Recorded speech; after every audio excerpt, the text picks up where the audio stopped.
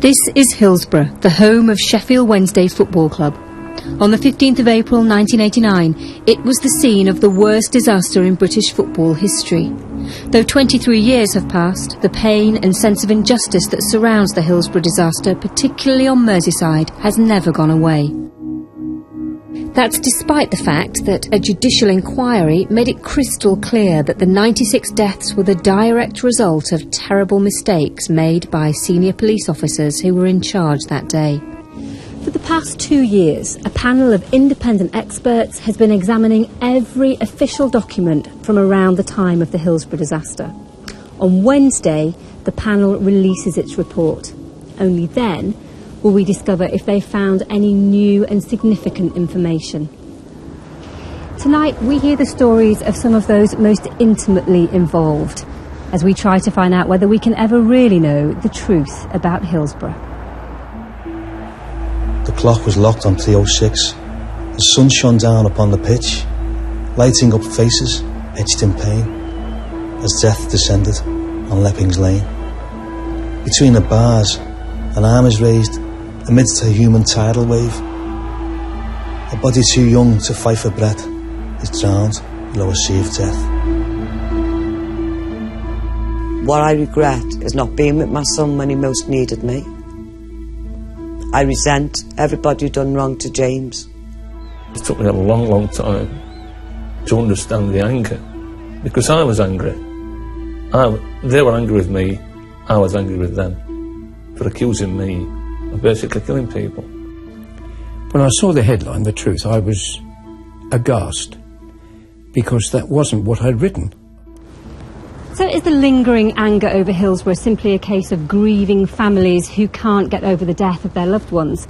Or are the families of the dead, in fact, fully justified to still be furious over the lies that were told in the aftermath of the disaster? On the 15th of April 1989, Hillsborough was the chosen neutral venue for the FA Cup semi-final between Liverpool and Nottingham Forest. Thousands of Liverpool fans made their way across the Pennines. Many journeys were delayed by huge traffic problems on the M62. One of the 96 Hillsborough victims who made the journey that day was James Aspinall. Only 18, James had just started his first job after leaving school in Knowsley. He travelled to Sheffield with his friend Graham Wright. Both died. The thing I do regret most is not saying to James, be safe. The last thing I done for James was put his cross and chain on. I'd bought him 3 weeks before that a belted chain for his 18th birthday. And he couldn't always put the clasp on himself. And that morning going out to the game, he just said to me, Mum, will you put me chain on, please? And the last words I said to James is, you'll have to learn to do this yourself, James. Your mum won't always be around. Dave Kirby is a writer and a fanatical Liverpool fan. In the 80s, he followed his team across the country. On the day of the disaster, he made the 80 miles trip from Liverpool to Sheffield. It was the second year in a row that Liverpool had played in an FA Cup semi-final at Hillsborough. Funny enough, it was a lovely day like today. It was sunshine, and it was 12 months previous that we'd been there before.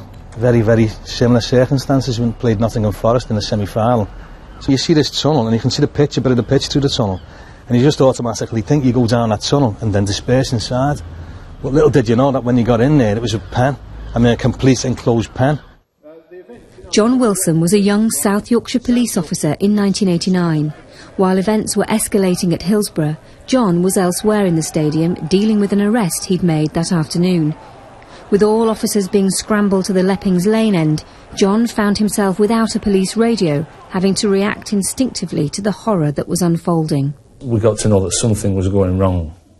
No, I think the intimation was that it was some trouble, as in fighting or whatever it was.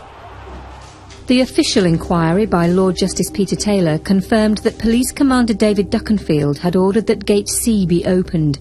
This was to reduce a potentially life-threatening crush by the turnstiles outside the ground.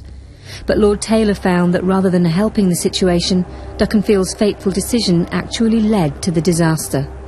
The rush of fans who went through the gate made for the most obvious entrance to the Leppings Lane terrace. Thousands of fans now tried to enter through a narrow tunnel into two already overcrowded central pens.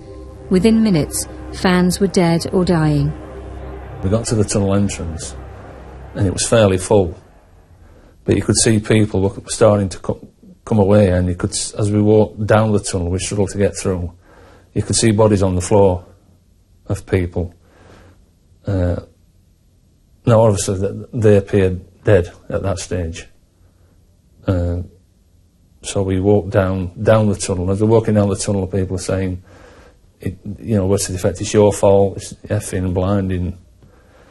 And I didn't really understand why at that point. People were screaming at the scream, the unmerciful screams, and that's what lives with you, years later, the screams that you hear and the things that you've seen, but that stays with you. Then people started realising something terrible was going on, but the police still didn't react. It was so bizarre, because the fans that day, they reacted quicker than the authorities. These days, Mark Edwardson is a reporter on BBC North West Tonight. But on the day of the match, he was a young Liverpool fan with a prized semi-final ticket for the Leppings Lane end. He found himself in the midst of the deadly crush. I was stood face to face with this bloke who I didn't know. I hadn't gone to the match with him. I just ended up being face to face with him in this crush, and we were chest to chest. We were nose to nose, and I was getting to a point where I didn't want to breathe out, because I was worried that if I breathed out, I wouldn't be able to breathe in again.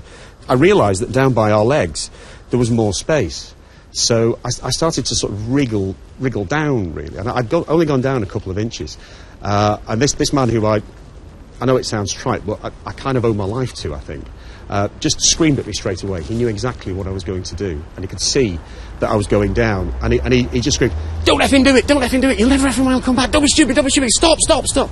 And he was wasting his breath, maybe he may have thought that was his last as well, I don't know, to stop me from doing what I was, and that was it. And that's when I realised, I thought, if I've got to do something about this, I've got to at least stay up, because that's actually the only way I'm going to stay alive, because if I go down, the gate would close over the top of me, and that would have been the end. That would have been absolutely the end of me. He realised that, and I thank him to this day, because without him, it could have been a different story. The police were just like rabbits in the headlights. There was about 6 or 7 officers near the fence. Then you had reporters taking pictures of the carnage and stuff, but there was no one reacting. It was horrendous, and the people in the stands behind were pulling them up. Everyone knew there was something catastrophic going on, but the police just didn't react. By the time a policeman, did react, it was far too late. The next thing, we're going down this tunnel, which seems like a cave. It seems really dark, and all these people are coming out, and there are bodies on the floor, and it doesn't really register at first, and it didn't register for some time after the actual incident. So then we got through the people in the tunnel and started to go down the terrace, which was still pretty full. As we went down the terrace, obviously there were bodies on the terraced area, and we made our way towards one individual who was on the floor, one youngish lad, who I can't really remember a lot about, apart from some of his clothing I can remember. And a colleague of mine was already there, trying to revive him, giving him mouth-to-mouth and all that, so I got down to do the same. So we were both chest compressions, mouth-to-mouth. And while we were there, I know people were throwing coins down, and we could hear people effing and blinding, swearing, shouting. And there were people up there who were obviously really upset and really angry. And in retrospect, that's understandable. From then on, we were assigned to actually physically move bodies from the terraced area and through the gate, the perimeter gate around the pitch, which we did. We moved about 15 people through there. There was another man I remember quite distinctly from that day, although I've no idea who he was or what he looked like.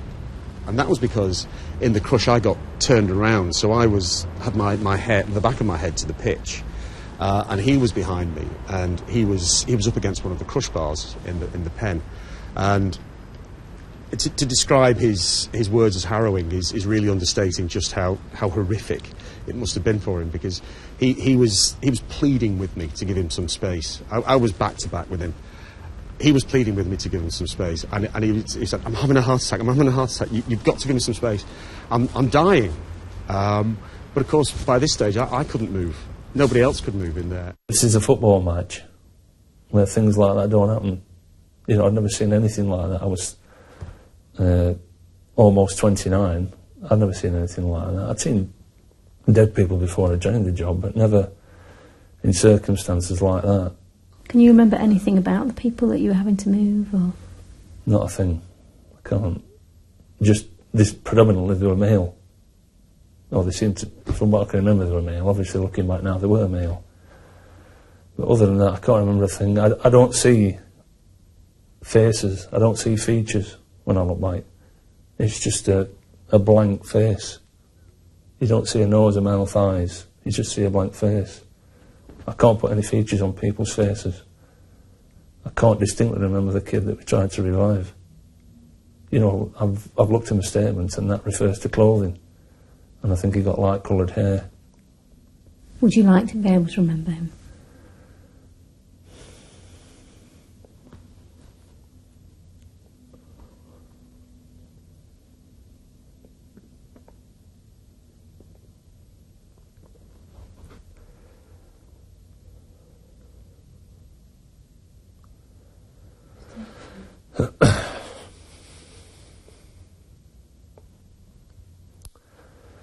I'd like to know I'd like to know he survived.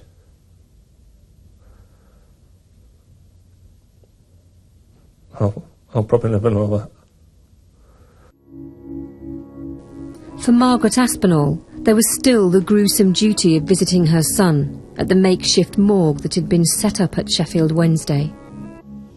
And you were waiting, somebody offers you a cup of tea, and I just said, I just want to see my son. Please take me to my son. He's my son. I want him to know that his mum's it. Okay, calm down. I eventually get called through to this room. And I remembered there's a blue curtain, a glass partition, a big glass partition. And they just said to me, are you ready? And I said, ready for what? I just want my son. And they pull the curtain back. Open the curtain. And I saw my son. And I said, I need to cuddle him. They wouldn't let me go in to give him a kiss. They wouldn't let me cuddle him or anything. And I said, I need to go in to my son, please. I need to take him home. I've got his coat here. I'll take him home. And somebody, I don't know who it was, just said to me, Mrs. Aspinall, he does not belong to you no more. He belongs to the coroner. But even as the disaster was unfolding, an alternative version of the truth was being spun by senior South Yorkshire Police officers. The police match commander David Duckenfield lied to a senior official from the Football Association, saying it was the Liverpool fans who'd forced the exit gate. The BBC weren't alone in reporting this erroneous version of events. The main story this evening, 74 football supporters are reported to have been crushed to death at the FA Cup final at Hillsborough in Sheffield this afternoon. Hundreds more were injured. Fans rushed through a broken turnstile, crushing Liverpool supporters against the front of the stand. It happened on the day that a false story was being manufactured by the police. Duckenfield was telling the FA executive in the control room the fans pushed their way in and forced their way in. And of course it was built on. They were drunk, they didn't have tickets, it's their fault. Now that was the start, that was the seed. He knew, and it was called by a judge, an outrageous lie. And it was an outrageous lie, but the lie has stuck. Can you understand some of the bitterness of